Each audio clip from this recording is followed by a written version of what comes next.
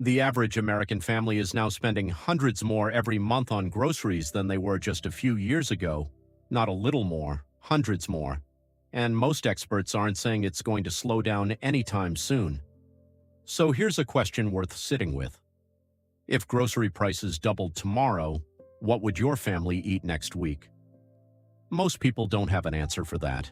And that's not a criticism. It's just the reality of how most of us were raised. You go to the store, the food is there, you buy it. That system worked for a long time, but the cracks are getting harder to ignore. And most people only notice them when it's already a problem. The people who aren't worried right now aren't lucky. They just started doing something most people haven't done yet. They started growing real food at home. And today I want to show you exactly which plants are doing the heavy lifting in those backyards. Before we get into the list, here's something most people miss when they first think about a backyard garden for food security. Not all garden plants help in a crisis. You can have a beautiful backyard full of tomatoes and zucchini and still be in real trouble if prices double. Those plants don't replace a meal on their own. What your body needs to keep functioning comes down to three things: calories, protein, and nutrients. That's the framework behind this entire list. And one more thing I'll track for each plant: time. How long until it actually feeds you, because in a crisis, that matters. Let's start with the plant that produces more calories per square foot than almost anything else you can grow. The first one is the sweet potato, and if you're building a backyard garden for food security, this is your calorie anchor. Calorie-dense, filling, and a single plant can produce 4 to 8 pounds of food. In a 4x8 raised bed, you can fit 8 plants comfortably, up to 64 pounds of food from one bed. They grow in most warm climates, and varieties like Beauregard handle shorter seasons, so gardeners in cooler regions can still make them work. Time to harvest: 90 to 120 days from planting slips. Most people don't realize sweet potatoes store without refrigeration. Properly cured, they last 4 to 6 months in a cool, dry place. You grow them in summer and they feed your family through winter. The second plant is pole beans. And this is the one most gardeners completely overlook, because beans are one of the only backyard crops that give you actual protein. When people think about food security, they think vegetables. But vegetables don't keep you going long term. Protein does. And most backyard gardens have almost none of it.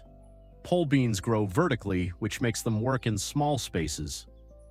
A single 4-foot trellis section produces continuously through the season. The move most people miss: let some of them dry out completely at the end of summer. Dried beans are shelf-stable protein that lasts through winter without any preservation equipment. Time to harvest: 55 to 65 days for fresh beans, 70 to 90 days for dried. If you had space for only 2 plants on this list, sweet potatoes and pole beans together give you the calorie protein base your family needs. The third plant is garlic, and beyond the nutrition, this one pulls double duty that most backyard crops don't. It's one of the most expensive items per pound at the grocery store, and it has well-documented antimicrobial properties that matter a lot when you're thinking about health outside the normal medical system. And it might be the easiest crop on this entire list to grow. Plant individual cloves in fall. They sit dormant through winter, harvest in early summer. Each clove becomes a full head, typically 8 to 10 cloves. One 4x4 bed planted with 32 cloves comes out as 32 heads of garlic in June. Time to harvest: 8 to 9 months from fall planting. The long lead time is the only reason this isn't higher on the list. Plant in October, eat next summer. For anyone watching in spring, I start planting now. This is the longest play on the list, but one of the highest returns. Fourth on the list is kale. I know, everyone talks about kale. But the reason it belongs on a food security list isn't just the nutrition, it's the timing. Kale covers vitamins A, C, and K in large quantities per square foot, and it does it when most other plants have already stopped producing. You can harvest kale in October, November into early winter in many climates. It tolerates frost and actually improves after light freezes. For keeping your family fed through the gaps in the growing season, nothing on this list matches what kale does in fall. Time to harvest: 55 to 75 days from transplant. If you're a complete beginner, kale and pole beans are where I'd start. Both are forgiving, fast to produce, and will surprise you with how much they put out. The fifth plant is collard greens, and this one deserves more credit than it usually gets. Most people treat collards as a regional specialty or a kale substitute. That undersells them completely. Here's the detail that changes how you think about this plant. Collards get sweeter after a frost. The cold triggers a conversion of starches into sugars inside the leaf. While the rest of your garden shuts down in late fall, your collards become more flavorful.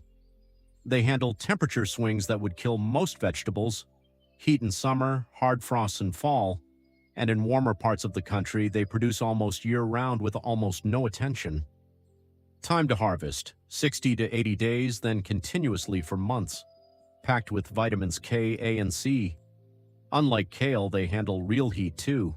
If you live somewhere with hot summers and cold winters, collards may outperform kale on both ends of the season. The sixth plant is a winter squash: butternut, acorn, delicata. Any of these will do the job. Like sweet potatoes, these are calorie crops, but they have one advantage that's hard to beat: storage.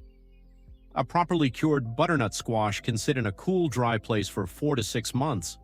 You plant in early summer, harvest in fall, and they carry your family through the coldest part of the year.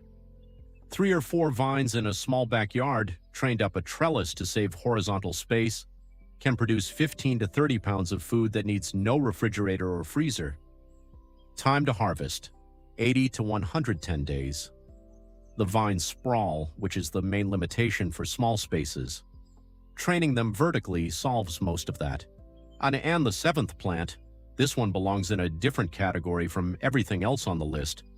Also called Egyptian walking onions or perennial onions. Unlike every other plant here, you plant multiplier onions once and they come back every year on their own. They multiply at the base and produce edible bulbs and greens season after season without replanting. Every other plant on this list is a paycheck. You put in the work, you get the harvest, the cycle resets. Multiplier onions are an investment. The work happens once: time to harvest, greens in 30 days, bulbs in 60 to 90 days, then indefinitely every year after that. For a backyard food system you're building for the long term, this is the only plant on the list that rewards you more the longer you leave it alone. If you have a larger yard, all 7 of these can coexist without much planning. If you're working with limited space, a small backyard, a patio, a balcony, start with 2 or 3. Pole beans grow in containers. Kale and collards thrive in raised beds. Sweet potatoes do well in large buckets. Winter squash can train vertically up a fence. The goal isn't a farm. It's a system that covers calories, protein, and nutrients with whatever ground you have. If you want a step-by-step plan for putting all of this together, layout, timing, what to plant first, there's a guide called the Backyard Miracle Farm System that walks through the full setup and sequence. Link is in the pinned comment. 7 plants: calories, protein, nutrients, sweet potatoes and winter squash for calories, pole beans for protein, kale, collards, and garlic for nutrients across different seasons. Add in multiplier onions as the one plant that works harder the longer you leave it alone. That's not a complicated system. It's 7 plants that cover what your family needs. And the best time to build it is before you're forced to rely on it. One last thing.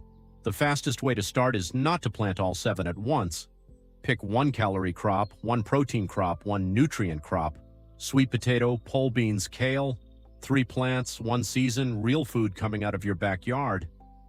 Where are you watching from? And which of these are you starting with? Drop it in the comments. It helps me figure out what to cover next. If this was useful, hit like.